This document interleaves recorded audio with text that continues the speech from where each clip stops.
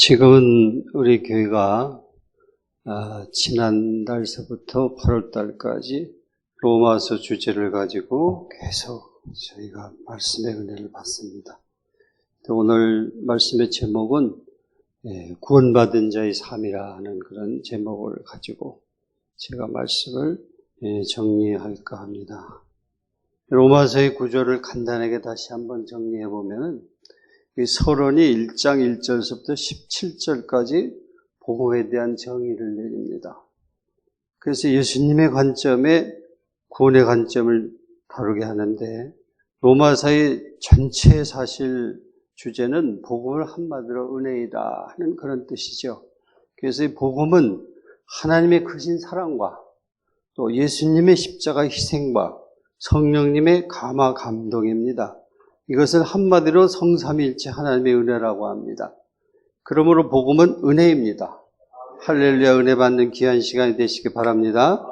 이 코로나 신종 바이러스가 우리나라 세계 각지에 지금 있는 가운데 우리 믿는 자에게는 미세한 마이크로 세계도 중하지만 거대한 슈퍼의 세계도 우주의 세계도 중하지만 믿음의 세계가 중한 줄 믿습니다. 그래서 오늘 본론에 1장 18절서부터 15장 13절까지가 구원의 복음의 내용을 5가지로 구분하고 있어요. 그래서 조직적이고 체계적으로 정리해 줍니다. 그래서 첫째는 구원의 필요성인데 1장 18절서부터 3장 21절까지 하나님의 진노 안에 있는 죄인이기 때문에 죄인이 갚아야 할 죄값은 오직 하나님만이 끊어주신다는 거죠. 즉 죽음과 진로의 심판 가운데 우리를 구원하실 필요성이 계셨다는 것이죠. 그래서 구원의 방법은 3장 21절서부터 4장 25절까지 이신칭입니다. 기독교는 인간의 행위로 구원받을 수가 없으며 오직 하나님의 믿음으로만 구원을 받을 수 있는 것을 강조합니다. 하나님의 행위로 구원받는다는 것은 하나님이 보내신 예수님의 행위를 말하지요. 예수를 구주로 우리가 믿음으로 말미암아 구원받는 것이 확신이 되는 것이죠. 그래서 예수님의 행위는 그분이 인간의 행위로 말미암아 구원이 아니라 은혜의 믿음으로 말미암아 구원을 말하는 것이죠. 그래서 이 땅에 오신 예수님은 하나님의 아들로서 반신반인 인간의 모습으로 이 땅에 오셨다는 것이죠. 다시 구체적으로 이 말씀을 정리해 보면은 어떻게 구원을 받을 수 있을까?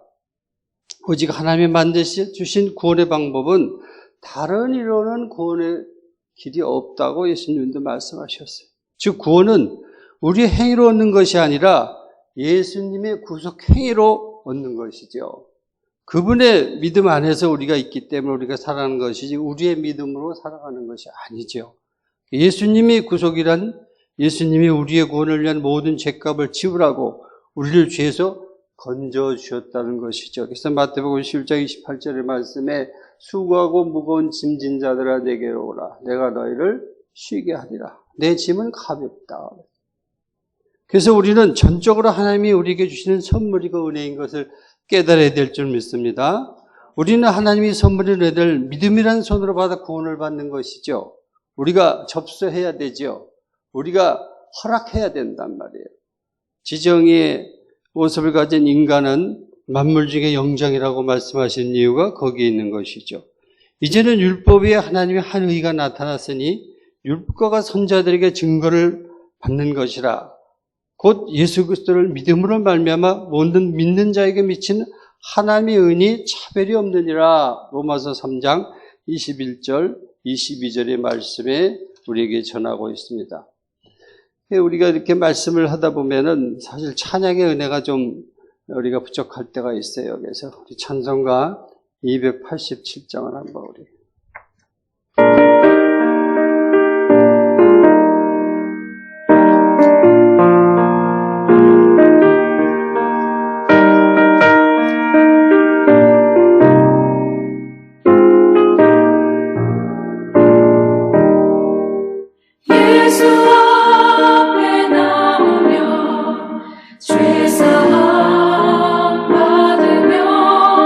주의 품에 안기어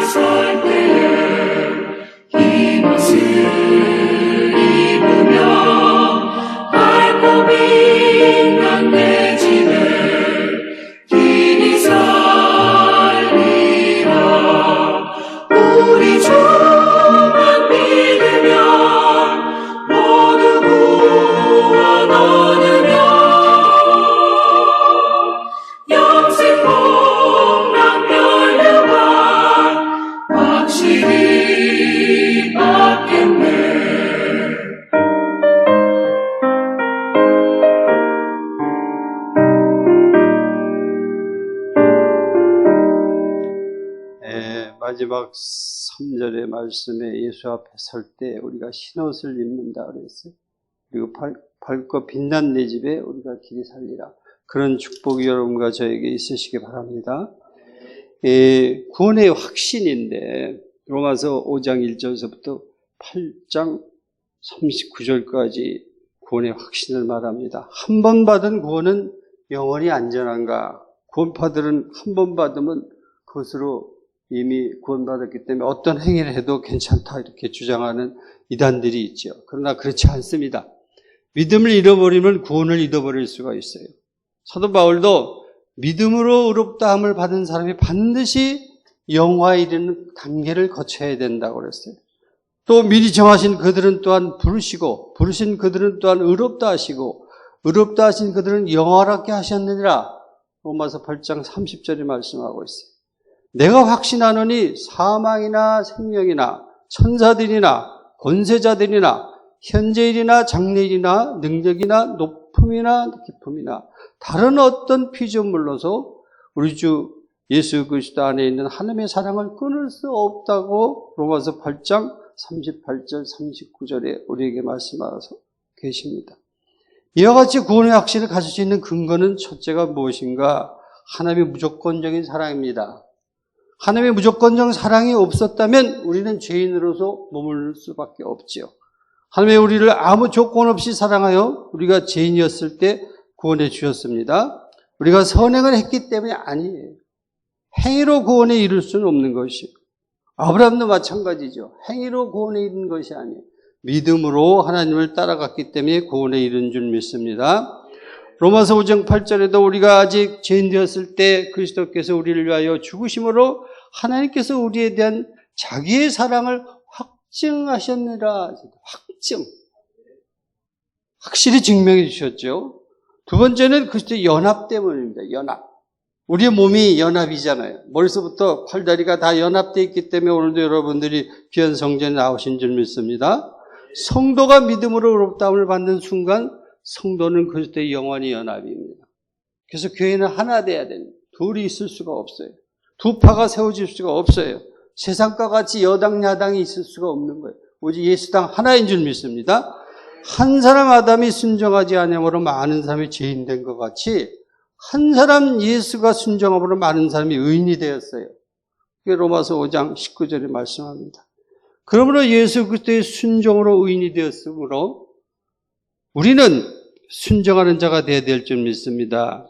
그 다음에 세 번째는 성령님의 내주하시기 때문에 로마서 8장의 주제가 다 그렇습니다. 성도 안에 있는 성도, 성령의 시대라고 그러잖아요. 그럼 믿음으로 끝까지 인내할 수 있는 힘을 우리에게 성령께서 주십니다. 성령은 성도 안에 계시면서 영원히 구원의 순간까지 계속 성도를 변화시켜가고 있습니다. 그래서 지금은 성령의 시대라고 그러죠. 성령을 받지 않고는 살 수 없는 시대입니다. 성령도 충만히 받지 않고는 버거운 세상이에요. 원수 마귀의 시대가 마지막 때가 가까웠기 때문에 극성을 부립니다. 이단 사설들이 나오고 세상이 우리를 미혹할 때가 너무나 많죠. 이렇게 성령의 인도하심을 믿고 살아가는 여러분과 저가 되시기 바랍니다. 로마서 8장 11절 말씀에도 예수를 죽은 자 가운데서 살리신 이의 영이 너희 안에 거하심에 그리스도 예수를 죽은 자 가운데서 살리신 이가 너희 안에 거하시느니라. 그의 영으로 말미암아 너희 죽은 몸을 살리시리라. 영생 만들어 주시겠다는 것이죠. 그래서 이 로마서의 본론의 구원의 복음 5가지를 얘기하는 중에 오늘 구원받은 자의 삶을 다루는데 첫째가 구원의 필요성입니다. 두 번째가 구원의 방법이에요. 세 번째가 구원의 확신입니다.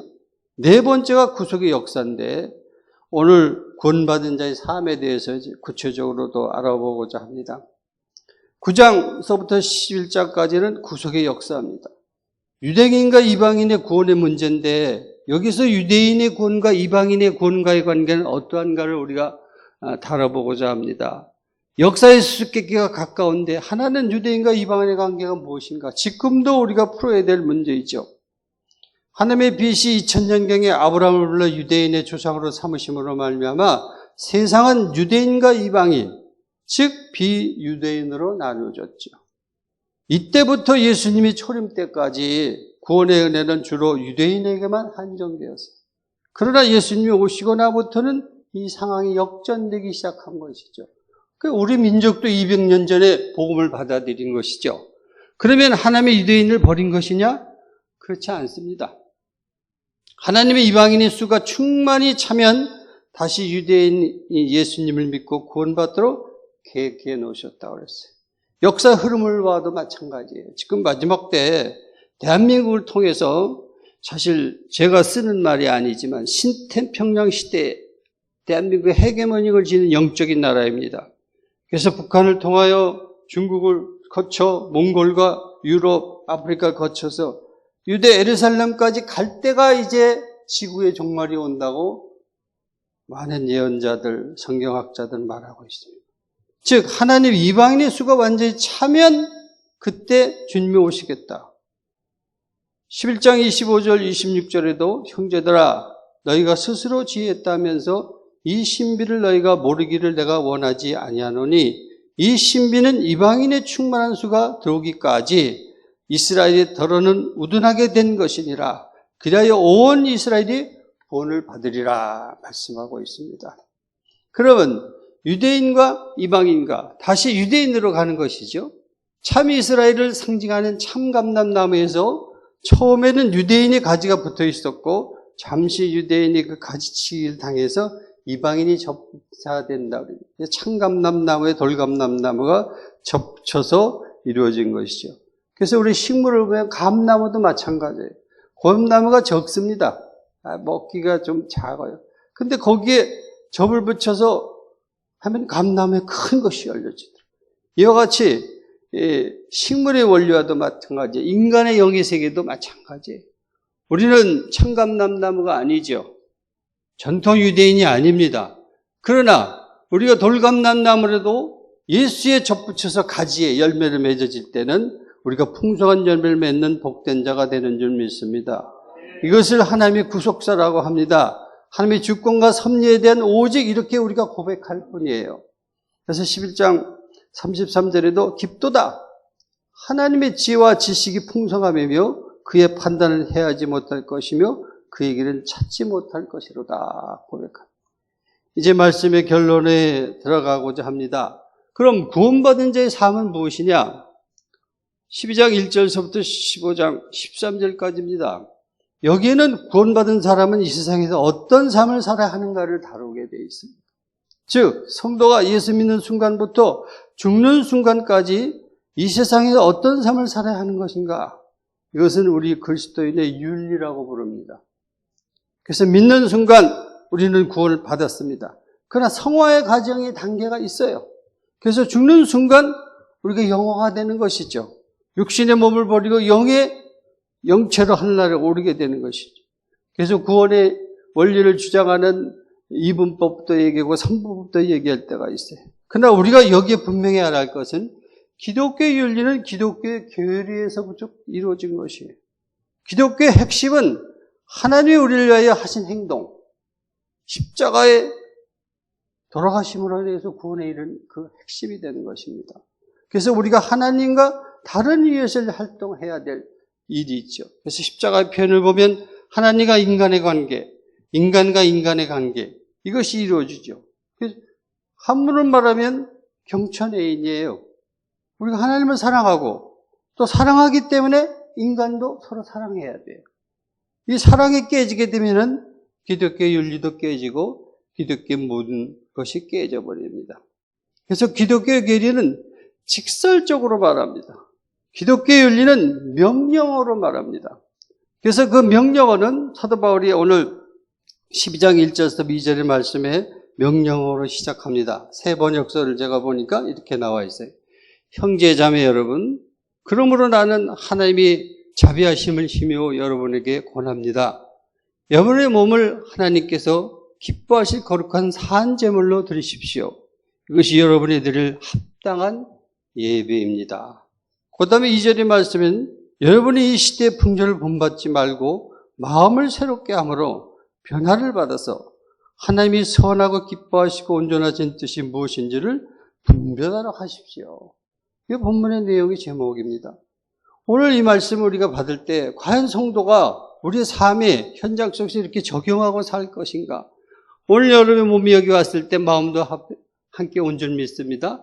그 몸과 마음이 일치돼야 그게 산예배가 되고 신령한 예배가 됩니다. 이제 말씀을 결론을 지어보면은 우리 성도들은 시민의 한 사람으로 대한민국에 태어났죠. 특히 북한이라는 나라에 태어나지 않고 남한에 태어난 것을 감사하시기 바랍니다. 국가를 존중해야 됩니다. 또 우리의 의무를 다해야 돼요. 여러분들이 받은 세금도 다해야 됩니다. 그래서 율법의 완성인 사랑의 자세로 살아야 되고 예수님의 재림이 이루어질 때까지 대한 종말적인 빛에 근거한 오늘의 삶을 살아야 될 줄 믿습니다. 이것이 13장 11절부터 14절이 말씀하고 있어요. 또한 교회 안에서 우리가 믿음이 강한 사람이 있죠. 먼저 믿고 경력이 쌓여있는 사람이 있죠. 그런 사람이 약한 사람을 무시하지 말고 또 약한 사람은 강한 사람을 비판하면 안 됩니다. 사랑으로 하나 되기를 힘써야 합니다. 14장 1절서부터 15장 13절까지 그런 내용이 쭉 설명되어 있어요. 이처럼 믿음으로 다함을 받은 성도의 삶은 전 연역에서 성도다운 삶을 살아야 합니다. 그래서 하나님의 우리와의 관계, 또 자신과의 관계, 교회와의 관계, 세상과의 관계를 다 정립해 나가는 여러분과 저가 되시기 바랍니다. 이제 결론을 맺습니다. 성도는 삶의 전 연역에서 이미 받은 구원, 칭이라고 그러죠. 신학적으로. 앞으로 받을 구원, 영화를 말합니다. 대한 확신으로 날마다 구원을 이뤄가는 삶, 성화의 단계에 이르는 여러분과 저가 되시기 바랍니다.